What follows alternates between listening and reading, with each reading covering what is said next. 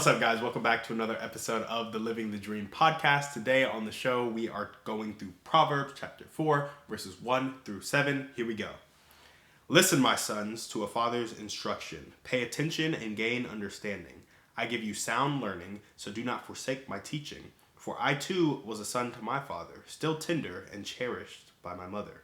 Then he taught me, and he said to me, take hold of my words with all your heart. Keep my commands, and you will live. Get wisdom, get understanding. Do not forget my words or turn away from them. Do not forsake wisdom, and she will protect you. Love her, and she will watch over you. The beginning of wisdom is this: get wisdom. Though it cost all you have, get understanding. That's Proverbs 4, verses 1 through 7. And I really like these verses just because it just reiterates the importance of wisdom and how people are trying to pass it on to you. It's there for you to take, but really go after it. But really what I took from this is the last verse. The beginning of wisdom is this: get wisdom. Though it cost all you have, get understanding. And really the last part of that last verse: though it cost all you have, get understanding. And I really like this because my interpretation of it is to spend everything that you have to get understanding. Point blank, that's what it says. I know it's going to cost you all you have, get understanding. But why is that so profound? And it's so profound because success is often about subtraction, not addition. What do I mean by that? Oftentimes we have things, people, thoughts, beliefs, feelings, actions in our life that are holding us back from becoming the person that we were meant to become. And getting wisdom will cost you everything, because everything in your life right now is counteracting you having wisdom. Isn't that ridiculous? Like, there are things in your life right now that are stopping you from being who you want to be. And getting what you want will cost you everything you have, because the two things can't coexist. Like, a fool cannot dance around in their folly and also be wise at the same time.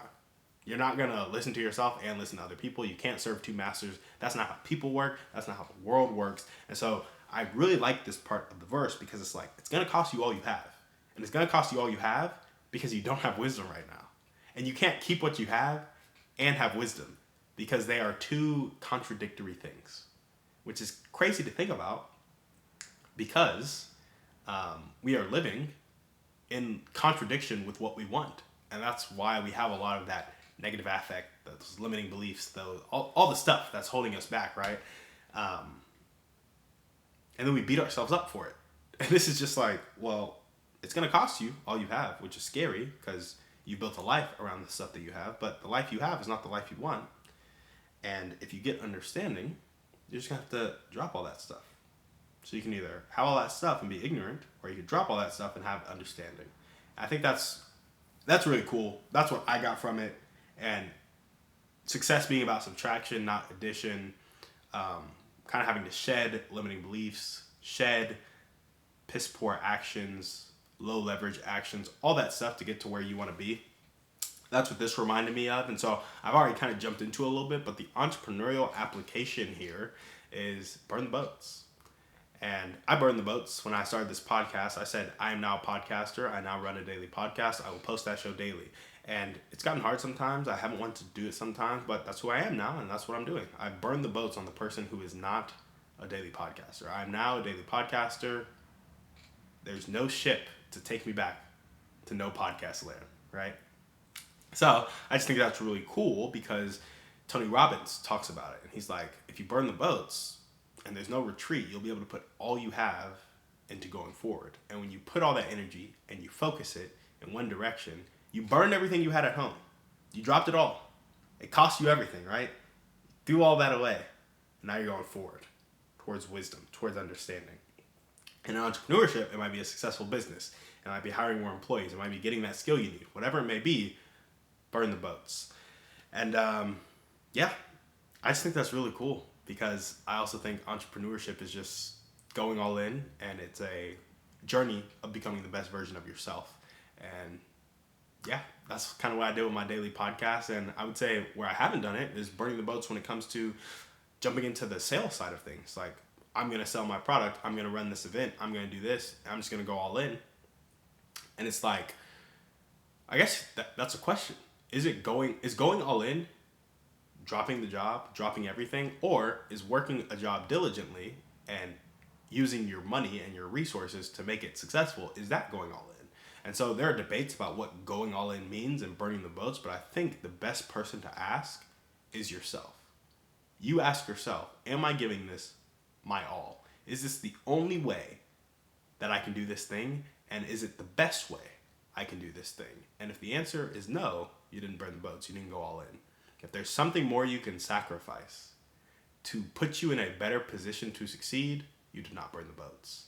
So that's what I really like about this verse. That was the entrepreneurial application of it, burn the boats. That's where it's shown up in my life, my daily podcasts, and where I've also struggled with it, the money side of things, which brings me to where I want it to show up in my life. I want to burn the boats with being broke. Like not having money, it's silly to me. It's ridiculous. I want to burn the boats there.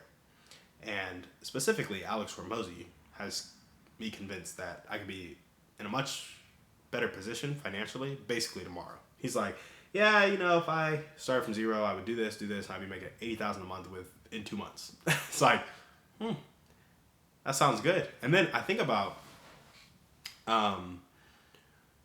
what I'm doing every day and the opportunity I'm pursuing every day. And maybe this is a more practical way to gauge whether you're burning the boats.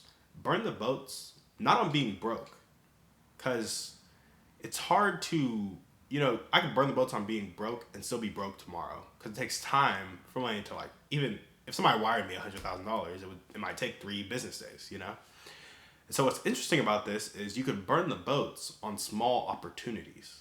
Like if you're doing something and that opportunity can only make you $50,000 a year, $60,000 a year, and you're a $10 million person, burn the boats on that 50, 60 grand. Burn the boats on that 100 grand. Some of you, it's not money related at all. Burn the boats on being unhappy. Burn the boats on gossip.